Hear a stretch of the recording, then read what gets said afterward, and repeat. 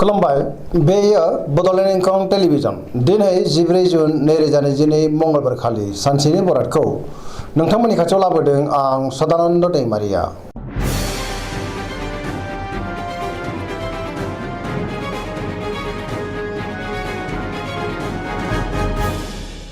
सिगां फरायनो लादों मेष राशि गिबि हांखो अ ल दिनैनि साना जोबोद मोजां।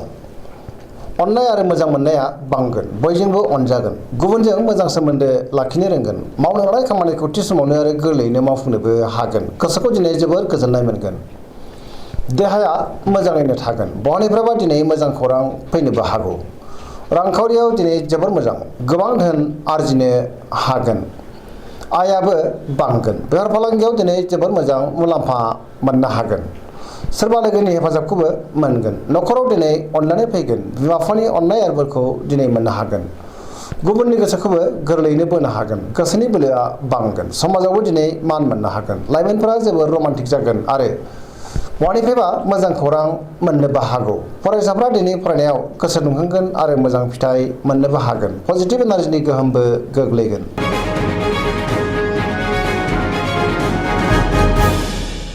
वृष राशि गिबि हांखो इ उ ब दिनैनि साना जोबोर मोजां। गोसोखौ दिनै जोबोर गोजोननाय मोनगोन। गोसोनि बोलोआ बांगोन। मावनो लानाय खामानिखौ थि समावनो मावफुंनो हागोन। समाजावबो मान मोनगोन। रांखावरियाव दिनै जोबोर मोजां, गोबां धोन आरजिनो हागोन। बेफार फालांगियावबो दिनै जोबोर मोजां मुलाम्फा मोननो हागोन। आयाबो बांगोन।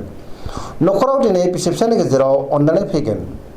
देहाया मोजाङै थागोन। गुबुननि हेफाजाबखौ मोननो हागोन। जायखि खामानि मावा मानो मोनफ्रोमबो खामानिखौनो दिनै गोरलैयैनो मावफुंलांनो हागोन। लोगोफोरनि अनसायनाय मोनगोन।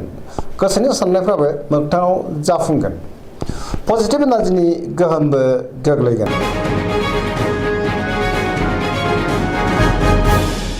मिथुन राशि गिबि हांखो ख स दिनैनि साना जोबोर मोजां। जेरावबो गोसो दुंखांगोन। पजिटिभ एनार्जिनि गोहोमबो गोग्लैगोन। गोसोनि बोलोआ बांगोन। मोनफ्रोमबो बिथिङावनो दिनै जाफुंसारगोन। गियाननि आंखाल जानाय नङा। गोसोखौ जोबोर गोजोननाय मोनगोन। गोसोआ दिनै जोबोर रमान्टिकबो जागोन। देहाया मोजाङै थागोन। रांखावरियाव जोबोर मोजां। बेफार फालांगियावबो जोबोर मोजां होनजायो। न'खराव दिनै अननानै फैगोन। समाजावबो मान मोननो हागोन। गोसोनि बोलोआ बांगोन। मावनो लानाय खामानिखौ थि समावनो आरो गोरलैयैनो मावफुंनोबो हागोन। सोरबा लोगोनिफ्राय अनसायनाय मोनगोन। सोरजोंबा बाख्नाय जानोबो हागौ। गुबुनजों मोजां सोमोन्दो लाखिनो रोंगोन। लाइमोनफोरनि गोसोआ दिनै जोबोर रमान्टिक जागोन आरो गावबा गावनि गोसोनि साननायखौ फोरमायलायनोबो हागोन।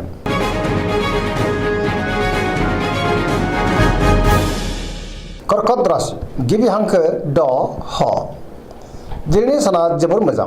गोसोखौ जोबोर गोजोननाय मोनगोन। सोरबा लोगोजों बाख्नाय जानोबो हागौ। गोसोनि साननायफ्रा जाफुंगोन। गोसोआव पजिटिभ साननाय फैगोन। मावनो लानाय खामानिखौ थि समावनो आरो गोरलैयैनो मावफुंनोबो हागोन। रांखावरियाव दिनै जोबोर मोजां होनजायो। गोबां धोन आरजिनोबो हागोन। आयाबो बांगोन। बेफार फालांगियाव दिनै जोबोर मोजां मुलाम्फा मोनगोन। न'खराव अननानै फैगोन। समाजाव लोगो लेवा बांगोन। बयजोंबो मोजां सोमोन्दो लाखिनो रोंगोन। देहाया मोजाङै थागोन। गुबुननि हेफाजाबखौबो मोननो हागोन।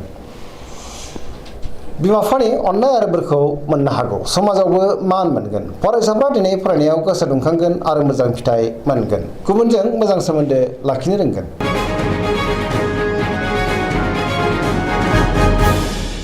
सिंह राशि गिबि हांखो म थ दिनैनि साना बारा मोजां नङा। गोसोआव नेगेटिभ साननाय फैगोन। मावनो लानाय खामानिखौ थि समावनो मावफुंनो गोब्राब जागोन। सोरबा लोगोनिफ्राय हेफाजाब लानांगोन। बहाबा दावबायहैनो खाबु मोननो हागौ। रांखावरियाव दिनै बारा मोजां नङा। नाङा फाङा खरसाया बांगोन। मोननो गोनां धोनखौ दिनै मोननो गोब्राब जागोन। बेफार फालांगियावबो बारा मोजां नङा। गोबां खहा जानांनोबो हागौ। गोसोनि साननायफ्रा देबार नांनोबो हागौ। गावनि गोसोनि साननायखौ गुबुननो फोरमायनो हागोन। न'खराव अननानै फैगोन। समाजाव नाथाय मान मोननो हागोन। गुबुननि गोसोखौ बोनो गोब्राब जागोन। देहाया मोजाङै थागोन। गुबुननि थाखाय नाङा फाङा जेंनायाव गोग्लैनांनोबो हागौ। गोसोआ जोबोर आला खाला जागोन। नेगेटिभ एनार्जिनि गोहोम गोग्लैनो हागौ।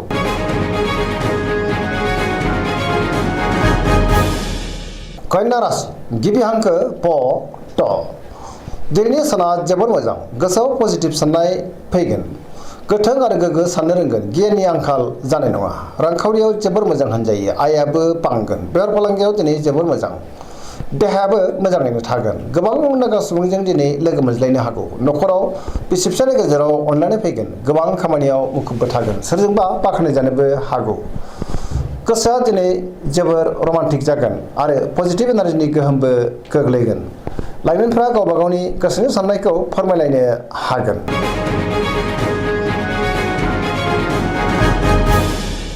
तुला राशि गिबि हांखो र ट।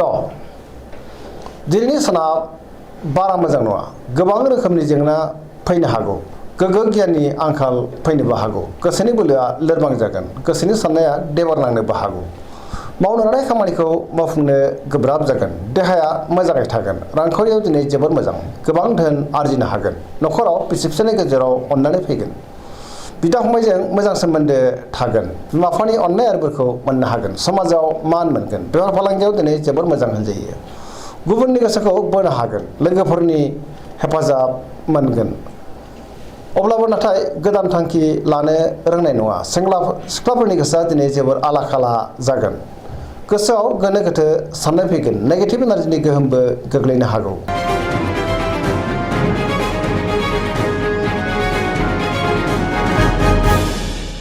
वृश्चिक राशि गिबि हांखो न स।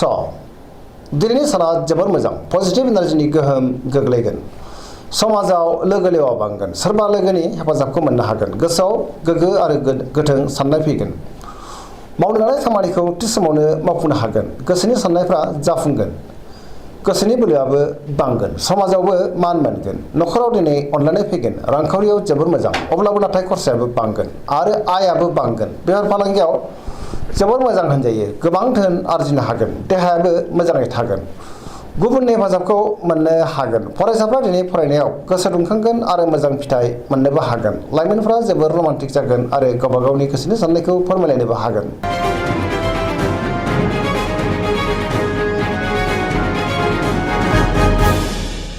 धनु राशि गिबि हांखो ढ फ भ। दिनैनि साना जोबोर मोजां, गोसोआव बोलो बांगोन, मावनो लानाय खामानिखौ थि समावनो आरो गोरलैयैनो मावफुंनोबो हागोन, माबा मोनसे मोजां खौरां फैनोबो हागौ, गोसोनि साननायफ्राबो मोगथाङाव जाफुंगोन, रांखावरियाव दिनै जोबोर मोजां होनजायो, गोबां धोन आरजिनोबो हागोन, बेफार फालांगियाव दिनै जोबोर मोजां मुलाम्फा मोनगोन, समाजावबो मान मोनगोन, बहाबा हान्थियोब्ला जोबोर मोजां आरो मोजाङैनो हान्थिनोबो हागोन, देहाया मोजाङै थागोन, न'खरावबो अननानै फैगोन, बिदा फंबायनि हेफाजाबखौ दिनै मोननो हागोन, बहानिफ्रायबा मोजां खौरां फैनोबो हागौ, लाइमोनफोरनि गोसोआ दिनै जोबोर रमान्टिक जागोन आरो गावबा गावनि गोसोनि साननायखौ फोरमायलायनोबो हागोन।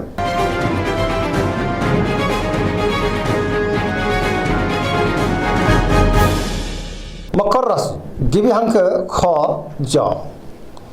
दिनैनि साना जोबोर मोजां, गोसोनि साननाया जाफुंगोन, मावनो लानाय खामानिखौ थि समावनो आरो गोरलैयैनो मावफुंनोबो हागोन, रांखावरियाव दिनै जोबोर मोजां, अब्लाबो नाथाय खरसायाबो बांगोन, मोननो गोनांखौबो दिनै मोननो हागोन, बेफार फालांगियावबो दिनै जोबोर मोजां मुलाम्फा मोनगोन, गुबुनजों मोजां सोमोन्दो लाखिनो रोंगोन, मोनफ्रोमबो खामानिखौ दिनै गोरलैयैनो मावफुंलांनो हागोन, गोदान खामानियाव आखाइ होजेननोबो हागोन, न'खराव बिसि फिसायनि गेजेराव अननानै फैगोन, बिदा फंबायजों मोजां सोमोन्दो थागोन आरो बिसोरनि हेफाजाबखौ दिनै मोननो हागोन, सेंग्रा सिख्लाफ्रा गावबा गावनि गोसोनि साननायफोरखौ फोरमायलायनोबो हागोन, फरायसाफ्रा दिनै फरायनायाव गोसो दुंखांगोन आरो मोजां फिथाइ मोननोबो हागोन, पजिटिभ एनार्जिनि गोहोम गोग्लैगोन।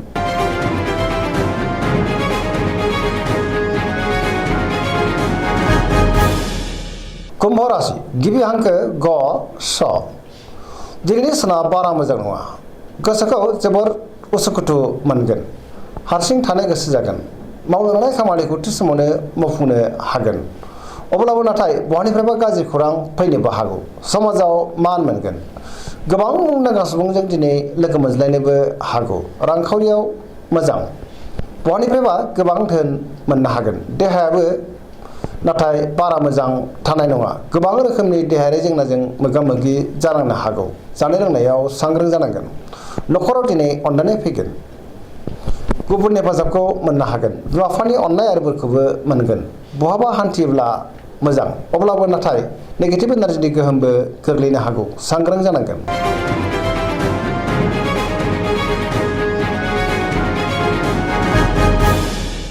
मीन राशि गिबि हांखो ड स दिनैनि साना बारा मोजां नङा गोजोननि आंखाल जानो हागौ गोसोखौ दिनै सुखुवा बुखुवा मोनगोन गुबुननि थाखाय गोबां जेंनायाव गोग्लैनांनोबो हागौ सांग्रां जानांगोन गोसोआव नेगेटिभ साननाय फैगोन गोसोनि बोलोआ लोरबां जागोन गोसोनि साननायखौ गुबुननो फोरमायनो हानाय नङा देहाया मोजाङै थागोन अब्लाबो नाथाय जानाय लोंनायाव सांग्रां जानांगोन रांखावरियाव मोजां बेफार फालांगियावबो मोजां न'खरावबो अनलायनाय फैगोन सोरजोंबा रायखोमा जानो हागौ लाइमोनफोरनि गोसोआ दिनै जोबोर आला खाला जागोन फरायसाफ्रा फरायनायाव गोसो दुंखांगोन आरो मोजां फिथाइ मोननो हागोन